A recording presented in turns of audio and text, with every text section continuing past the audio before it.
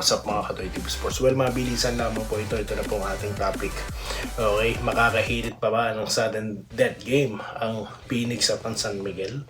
At of course, ang preview po ng bakbakang ito ng Ginebra at San Miguel, Rain or Shine at itong Phoenix. Yan at mga pa-shoutout. Bago po yan, magpapasalamat muna si Doy TV sa inyo, mga followers at subscribers. Sa mga hindi pa, nako, pag-iwanan na kayo. Kung kayo nakasubaybay, baka nakakalimutan nyo lang mag-follow and subscribe na kayo mga boss. Okay. Sa mga existing followers naman po natin, no? Pagkapanood nyo, palike na lang mga boss, no? Halimbawa, 2K kayong nanood, 1K, palike na lang. Para po, maungusan natin ang mga fake news vloggers. Dumadami na po ang mga manlilinlang na vlogger, no? Para po mapigilan niya mga yan, gusto nyong banggain ko sila, tulungan nyo ako. Mag-like kayo, no? Lagi naman kayo nanonood sa akin, silent viewer yung iba dyan. I-like nyo na lang para po ito ang i-promote ni YouTube at ni Facebook. Hindi po yung mga kabalbalan vloggers. Yun lang po yun, no? Tulungan tayo, no? Alright, ito na tayo sa ating gustong pag-usapan. Yan po ang power of social media, no? If you want me to fight those fake news vloggers, help me as well. Di po ba? Alright, dito na tayo. Ito po ang preview ng laban mamaya. Kasi nung naunang round, no? O yung mga naunang team, okay?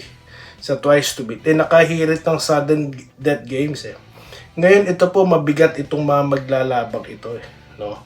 Rain or Shine at San Miguel, Ginebra, Phoenix. Yung first game, yung Ginebra at Phoenix, sinabi ko na sa inyo mananalo dyan. Balikan nyo na lang yung prediction ko. Di po ba? Tapos, sinagot ko din yung tanong ng ating follower. Sa Reels naman yun. Okay, sa Facebook. Okay, tungkol naman po sa Rain or Shine at San Miguel. Nagpaliwanag din po ako, no, kung bakit yun ang napili kong kupunan. So, dito sa ating preview, papaliwanag ko ulit, no. Siyempre, kasama na yung mga pa-shoutout, no? Ito po.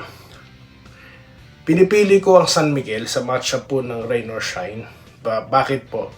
Pagdating po sa experience lamang sila. Pagdating po sa import, kilala nyo naman po kung sino yung import. Hindi na po yun yung dating import ng una nakalaban nila yung Rain or Shine. At alam na po na San Miguel ang pace netong Rain or Shine. Naalala nyo po ba yung sinabi ni Coach Yengyo? Di ba nag-viral yun? Alam na ng San Miguel yun. Ngayon mga boss, iba po ang laruan pagdating sa playoffs. Sa elimination, po yan parang wala po yan I mean, may laro pero hindi po kasi lakas ng pressure ng playoffs. Tignan nyo yung Charlotte, ang lakas, di ba? Shooter, di ba? Pagdating ng playoffs, anyari, di po ba? So dito naman po sa sa tawag dito, sa kupunan ng Rain or Shine. Sino po ba veteranong pwede nilang takbuhan dito? Di po ba? Kalaban nila San Miguel. Tanungin mo sa akin, sinong veterano diyan? Junmar na kagad, no? Halos lahat dun veterano na Di po ba? Okay. Huwag nyo sabihin sa akin ng Golden State dati, puro bata rin sila nun. Kaya nga sinamahan ng veterano Andre Iguodala, di po ba? Tsaka nag-champion sila, lagi may veteran player Andrew Bogut, di ba? Matagal na sa Milwaukee yun bago napunta sa Golden State. Tapos si West, di ba? Yung dating, if I'm not mistaken, sa siya? Charlotte or New Orleans, di po ba? So, yun ang sinasabi ko dito. So, yan po ang lamang dito ng San Miguel. Okay, kaya San Miguel ang pinipili ko dyan. Patawid sa Ginebra, yun din ang sinabi ko, no? Marami pong pwedeng asahan dyan. Yan po mga player na yan, yung din po ang player na nagagamit po sa crucial stage, no?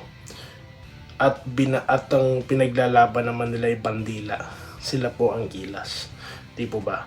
Mga pressured player po ito, no? Or sabihin na natin, po sila, sanay sila sa pressure games. Itong mga veteranong ito. Di po ba? Kumbaga, panggera itong mga ito. Dahil sila ngayon sinasabak natin. CJ Perez, John Mar Fajardo. Di po ba? Sa Ginebra naman, Thompson Aguilar. Tapos ito pong si sino ba? Si RJ, di ba?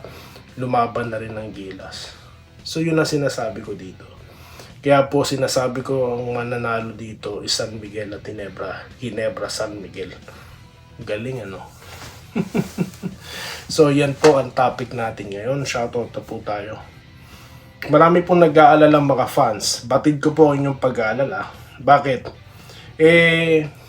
Pag matagal nakapagpahinga ang Ginebra, may tendency po na manlalamig. Iba po ang playoffs, no? Tandaan nyo po, no? Nandiyan sa sitwasyon na yun ng Ginebra at Converge, twice to beat ang Converge, nilaglag ng Ginebra ang Converge. So, ano po, yung chemistry, pati po yung pagiging veterano ng mga players nila, yun po ang sasaligan dito ng Ginebra. Tsak, ninervyusin po, no? Yung mga bagitong mga kalaban nila. No? Ninervyusin yan. No more game 2, yan, sabi ni Antisito Alantaso. Go, go, go, Ginebra, NSD. Segundo Rillo, okay, nahihirapan na Ross sa SMB. Yan na nga po, no? Nagbigay na po ako ng fearless prediction. Pakakala nyo takot ako eh. Hindi ako natatakot. Yan na, sinight ko na ang dahilan kung bakit ako sinasabi sa inyo, no? Kung sino sa tingin ko mananalo. Okay, Jose Marie Manzanilla, salamat po sir. Tayo dito kay Boss Kabayan Doy TV. Okay, Romulo Macaraig, salamat po. Nangangalahati na po tayo sa content. Baka nakakalimutan nyo pa rin mag-thumbs up. Like na lang mga boss. Sa mga hindi pa po nagsasubscribe, mag-subscribe na kayo ha. Okay. Alan Cabisada, okay lang idol. Sila yung makakakuha ng award. Efren Mac, oo naman, pabor daw siya sa aking prediction. Bobby Kabading, nako sir, welcome back, no? Sa comment section, mga natagalan kayo ha.